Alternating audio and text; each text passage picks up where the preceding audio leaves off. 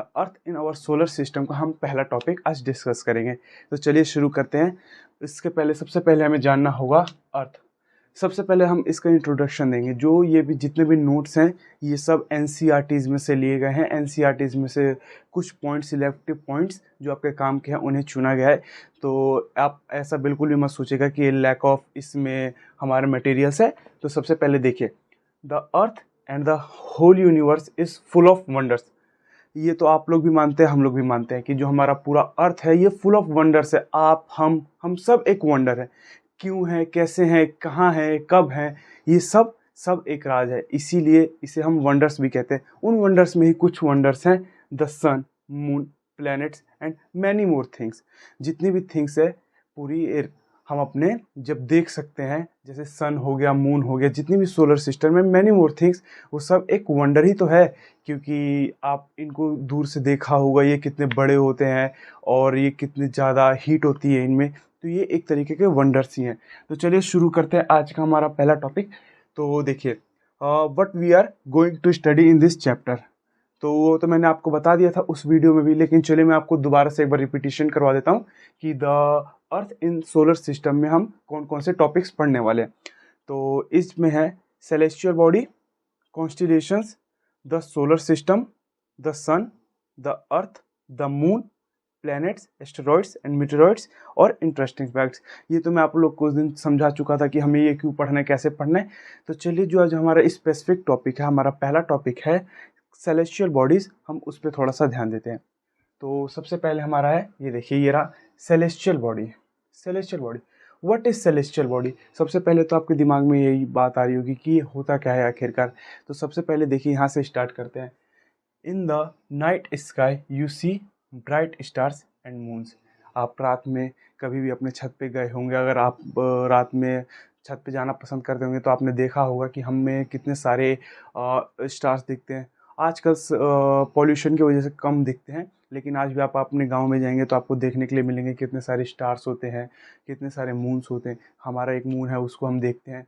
उसके बाद हम देखते हैं but we don't see them during day time. हम इन्हें अपने दिन के टाइम में नहीं देख पाते हैं। आपने नोटिस करा है क्या, आप कभी दिन के टाइम में स्टार्स देख पाते हैं क्या, कभी मून देख पाते हैं? क्यों, आखिरकार हम ऐसा क्यों नहीं कर पाते? इसका आंसर है ड्यू टू ब्राइट सनशाइन। हमारी सनशाइन इतनी ब्राइट रहती है कि वो पूरे एरिया को जो है वो रोशनी प्रदान करती है। तो उस वजह से हम देख नहीं पाते हैं। देखिए, जैसे हमारी जो आइज़ होती हैं उन्हीं चीज़ को देख सकती हैं जिस पे लाइट पड़े। तो वो हमसे काफ़ी ज़्यादा, जो स्टार्स हैं वो काफ़ी ज़्यादा हम लोग से दूर हैं। तो जो सन है वो अपने जो लाइट है उससे जो हमारा पूरा एनवायरनमेंट है उसे कैप्चर कर लेता है। इसकी वजह से हम जो हमारे सोलर सिस्टम से बाहर की चीज़ हैं वो हमें नहीं देख पाते हम लोग। तो चलिए, इसके आगे जो है the sun, the moon, the star and all those object shining in the night sky are called celestial body. ये रहा आपका आंसर। सेलेस्टियल बॉडी होता क्या है? The sun, the moon, the stars, the planet, everything. Everything जो आप रात में देखते हैं वो सब क्या है? वो सब सेलेस्टियल बॉडीज़ है। आपको ये जो डेफिनेशन है, ये डेफिनेशन आप एग्ज़ाम में लिख सकते हैं सेलेस्टियल बॉडीज़ के लिए, क्योंकि ये one of the best definition है जो आपके एनसीईआरटीज़ में ही मिलेगी। उसके बाद आप देख सकते हैं some celestial bodies are very big and hot. कुछ सेलेस्टियल बॉडी आपने नोटिस करी होगी काफ़ी ज़्यादा बिग होती है, हॉट होती है। लाइक इसके एग्जांपल आपके सामने सन, ठीक है। सन ही क्यों, मैं तो प्लेनेट भी बोल सकता था, लेकिन हमने यहाँ पर बोला big and hot. Hot in relation of what? क्यों हमने उसे हॉट बोला? क्योंकि they have their own heat and light, they are known as stars. क्या आप यकीन करेंगे, जितने भी आप रात में स्टार्स देखते हैं वो हमारा सन भी एक स्टार है। आपको यकीन नहीं होता ना? अब तो लेकिन आप बड़े हो गए हैं, 6th क्लास में आ गए हैं, तो आपको यकीन करना पड़ेगा कि जितने भी जो स्टार्स हैं उन्हीं की तरह हमारा जो सन है वो भी एक स्टार्स है। स्टार्स की अगर हम डेफिनेशन देखें तो स्टार्स वह होते हैं जिनकी अपनी हीट और लाइट होती है। जिस तरीके से आपने देखा हुआ एक टॉर्च है, अगर हम उस टॉर्च को जलाएंगे तो उसमें से अपनी एक एनर्जी निकलेगी और लाइट निकलेगी। तो उसी तरीके से जैसे एक टॉर्च हमारे आसपास के एनवायरनमेंट को रात में रोशनी देता है, उसी प्रकार से जो सन है रात में दिन में हम सबको रोशनी देता है। तो जो सन है वो एक स्टार है। आज के बाद ये कंफर्म कर लीजिए अपने माइंड में कि जो सन है वो एक स्टार है जिसके पास अपनी हीट और लाइट है। ठीक है। If sun is a star, then why others star are not so bright like sun? Why they are so tiny? Why don't we feel their heat? ये तो क्वेश्चन तो बहुत लॉजिकल है, और एक क्वेश्चन आपके दिमाग में नहीं आया हुआ तो इसका मतलब है कि आप सही डायरेक्शन में नहीं पढ़ रहे हैं, या मैं सही डायरेक्शन समझा नहीं पा रहा हूँ।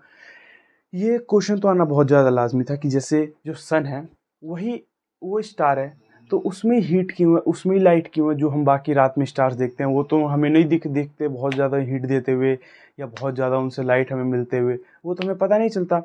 तो सन ही क्यों? आप सोचिए, अपने दिमाग में सोचिए वीडियो पॉज करके, सन ही क्यों? सन ही क्यों है ऐसा जो हमें हीट और लाइट प्रोवाइड करता है? सोच लिया? तो इसका जो आपका आंसर है वो बहुत छोटा सा है। इसका आंसर अगर आपने थोड़ा सा भी सोचा होगा लॉजिकल, अगर माइंड लगा के, तो ये आपको मिल जाएगा। तो देखिए इसका रीज़न है डिस्टेंस। डिस्टेंस, सनलाइट स्टार्स में डिस्टेंस कहाँ से आ गया? ये रिएक्शन है ना आपका? तो हाँ, इसका आंसर होगा डिस्टेंस। चलिए आपको एक एग्जांपल्स के थ्रू समझाता हूँ। ये जो एग्जांपल्स भी हैं वो मैंने एनसीईआरटी में ली हैं। This all notes are authorised by NCERTs, क्योंकि एनसीईआरटीज के जो पॉइंट्स होते हैं उसमें से मैंने इसको सिलेक्टिव पॉइंट्स को निकाला है। Like aeroplane also look small where it is flying at a great height. ये तो हो नहीं सकता कि आप अपने बचपन में आपने देखा ना हो कि आसमान उड़ रहा है और आपने बोला वो देखो जा रहा है एरोप्लेन। तो एरोप्लेन क्या आपने जिस साइज़ का देखा है या उसी साइज़ का होता है? कमेंट बॉक्स में यस और नो बताइए। जो बैठे होंगे एरोप्लेन में उन्हें पता होगा कि aeroplane is really too huge, जो हम देखते हैं उससे काफ़ी ज़्यादा बड़ा होता है ना? तो जो आसमान में दिखता है और जो हमारे सामने होता है वो ह्यूज ही होता है।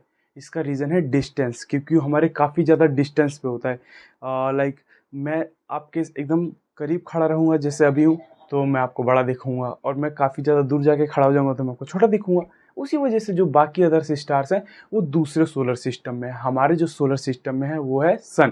तो इसीलिए जो हमारे सोलर सिस्टम में जो सन है वो हमें बड़ा दिखता है। So this is for this video guys. अगर आपको ऐसी ही वीडियोस देखनी है तो आप सब्सक्राइब कर सकते हैं इंस्टा स्टडी को। Thank you guys, I am Anoop signing off this.